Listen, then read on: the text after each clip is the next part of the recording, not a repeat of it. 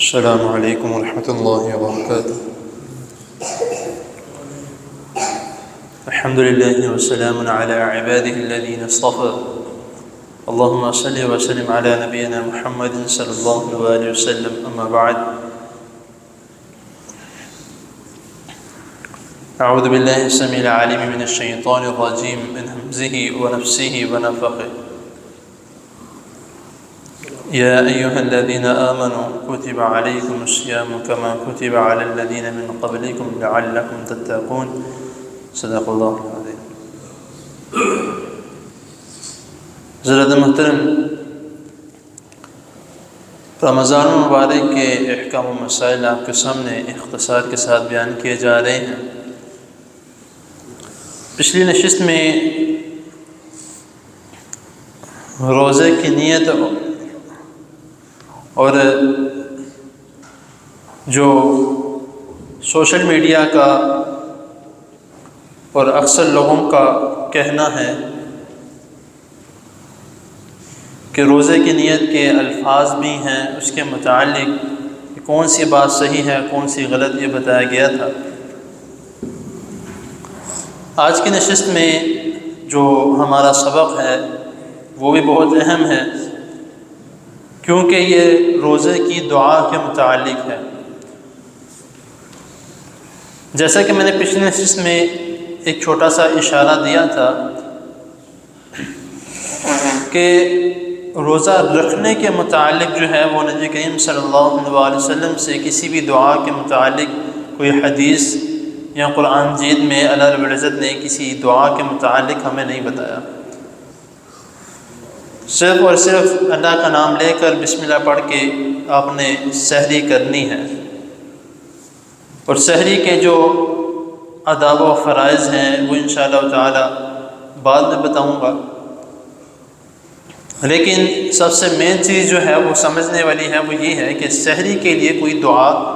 مخصوص نہیں ہے، صرف بسم اللہ پڑھ کے جو ہے وہ آپ نے سحری کا آغاز کرنا، جو بھی آپ نے کھانا پینا ہے جو اللہ تعالیٰ نے توفیق دی ہے۔ اور سحری مکمل کرنے کے بعد کی بھی کوئی دعا نہیں ہے سوائے الحمدللہ کے، جو آپ ہر کھانے کے شروع میں کرتے ہیں اور کھانے کے اختتام میں آپ کرتے ہیں۔ اس کے علاوہ کوئی مخصوص دعا کسی بھی قرآن و حدیث کے ریفرنس سے ثابت نہیں ہے۔ دوسری چیز، روزہ افطار کرنے کے متعلق، جو کہ سب سے زیادہ مشہور جو ہمارے معاشرے میں اور سوشل میڈیا پر جو ہے، اور اکثر آپ گوگل پہ بھی اس چیز کو سرچ کریں گے کہ روزہ افطار کرنے کی دعا، وہ سب سے پہلے آپ کو جو ہے وہ ٹرینڈنگ پہ یہی ملے گی۔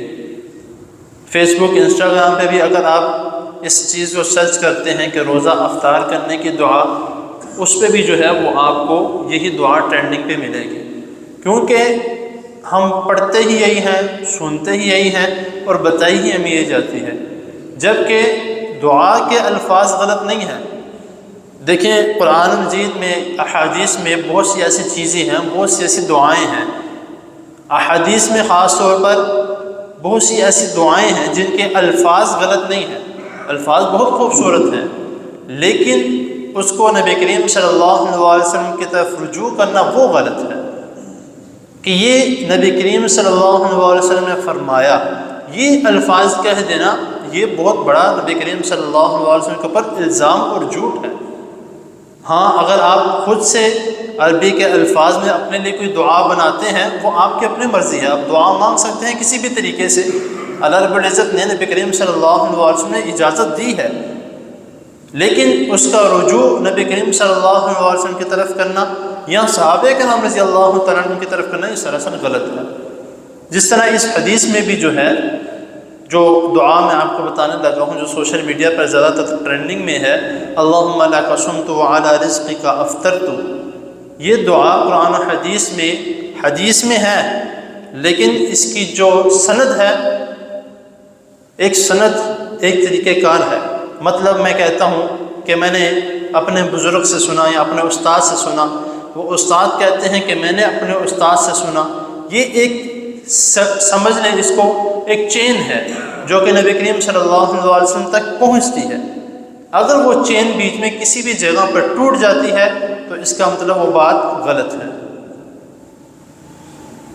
اگر میں کہتا ہوں کہ میں نے اپنے استاد کے استاد سے سنا، جبکہ میں نے نہ تو ان سے ملا نہ میں نے ان کو دیکھا،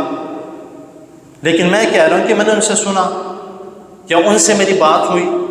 لیکن میرے استاد بیچ میں کہتے ہیں کہ یہ بچہ جو میرا شاگرد ہے وہ نہ تو میرے استاد سے ملا ہے اور نہ ہی اس کی کوئی آپس میں کوئی بات ہوئی، تو اس کا مطلب جو میں بات بیان کر رہا ہوں وہ غلط ہے۔ اس کو ہم کہتے ہیں، جو حدیث میں اور علماء کی زبان میں اس حدیث کو ہم کہتے ہیں ضعیف حدیث، جس کی چین جو ہے وہ نبی کریم صلی اللہ علیہ وسلم تک پہنچتی نہیں ہے۔ تو اسی لیے جو یہ والی دعا ہے اللہم لک صمت وعلی رزقک افطرت، اگر میں اس کا ترجمہ آپ کے سامنے بیان کروں تو اس کے الفاظ بہت خوبصورت ہیں کہ اے اللہ میں نے آپ کے لیے روزہ رکھا اور میں آپ کے ہی دیے ہوئے رزق سے روزہ کھول رہا ہوں۔ دعا کا معنی اور دعا بہت خوبصورت ہے، لیکن اس کو یہ کہہ دینا کہ نبی کریم صلی اللہ علیہ وسلم ثابت ہے، یہ غلط ہے۔ اسی طرح جو اس کی صحیح حدیث ہے، جو نبی کریم صلی اللہ علیہ وسلم سے سچ میں اور واقعتاً صحیح حدیث ہے، جو کہ حضرت عبداللہ بن عمر رضی اللہ تعالی عنہما وہ بیان کرتے ہیں کہ میں نے نبی کریم صلی اللہ علیہ وسلم کو فرماتے ہوئے سنا، اور ایک حدیث میں وہ کہتے ہیں کہ میں نے اپنے والد سے یہ دعا سیکھی۔ اب حضرت عمر رضی اللہ تعالی عنہ نبی کریم صلی اللہ علیہ وسلم کے ساتھ ہر ٹائم ہوتے تھے، ہر وقت ان کے ساتھ موجود ہوتے تھے، اور یہاں تک کہ حضرت عبداللہ بن عمر بھی اگر وہ کہتے ہیں کہ میں نے نبی کریم صلی اللہ علیہ وسلم سے سنا تو وہ بھی ٹھیک ہے، کیونکہ ان کی بھی ملاقات رسول اللہ صلی اللہ علیہ وسلم سے ہوئی ہے۔ تو جو نبی کریم صلی اللہ علیہ وسلم سے جو انہوں نے دعا سنی اور جو ہمیں بتائی اور جو صحیح سند کے ساتھ دعا ہے، اللہ ذهب الظمأ وابتلت العروق وثبت الاجر انشاءاللہ، اتنی سی دعا ہے۔ اور ایک اور میں یہاں پہ ایک وضاحت کر دوں کہ دوست احباب کہتے ہیں کہ جب یہ دعا پڑھنی ہے تو یہ آپ نے جب افطاری کرنی ہے اس وقت پڑھنی ہے، یہ بات بھی درست نہیں ہے۔ اب آپ کہیں گے کہ بھئی یہ آپ ایک تو افطاری کی دعا کہہ رہے ہیں اور دوسرا آپ کہہ رہے ہیں کہ یہ پہلے پڑھنا بھی درست نہیں ہے۔ اب وہ کیوں درست نہیں ہے؟ اب اگر آپ اس کے ترجمے کی طرف تھوڑا غور کریں گے، ذهب الظمأ وابتلت العروق، اس میں ہے کہ پیاس بجھ گئی، رگیں تر ہو گئی، اور اگر اللہ تعالیٰ نے چاہا وثبت الاجر انشاءاللہ، اور اگر اللہ تعالیٰ نے چاہا تو انشاءاللہ تعالیٰ اس کا جو اجر ہے وہ بھی ہم پر ثابت کر دیا گیا۔ اب یہ جو دعا اور اس کا جو ترجمہ ہے یہ ہمیں کس کے متعلق بتا رہی ہے؟ کام ہو جانے کے بعد کے متعلق بتا رہی ہے۔ ابھی تک نہ ہم نے کھجور کھائی، نہ ہم نے پانی پیا، نہ کچھ اندر گیا، تو پھر جو ہے وہ بات ہی نہیں بنتی، یہ دعا معنی نہیں بنتا اس کا۔ تو اس لیے ان چیزوں کا ہم نے خیال کرنا چاہیے۔ بسم اللہ پڑھ کے جو ہے وہ افطاری کریں، اور افطاری کرنے کے بعد جو ہے یہ دعا پڑھیں، تو انشاءاللہ تعالی وہ دعا کا مقصد بھی پورا ہوگا، تو انشاءاللہ تعالی اللہ تعالیٰ کے فضل و کرم سے اس روزے کا جو ثواب ہے وہ بھی ہمیں مل جائے گا۔ اللہ تعالیٰ کی حضور دعا ہے اللہ تعالیٰ ہمیں جو سنا اس کو سمجھنے کی اور اس پر عمل کرنے کی توفیق عطا فرمائے۔ جزاکم اللہ۔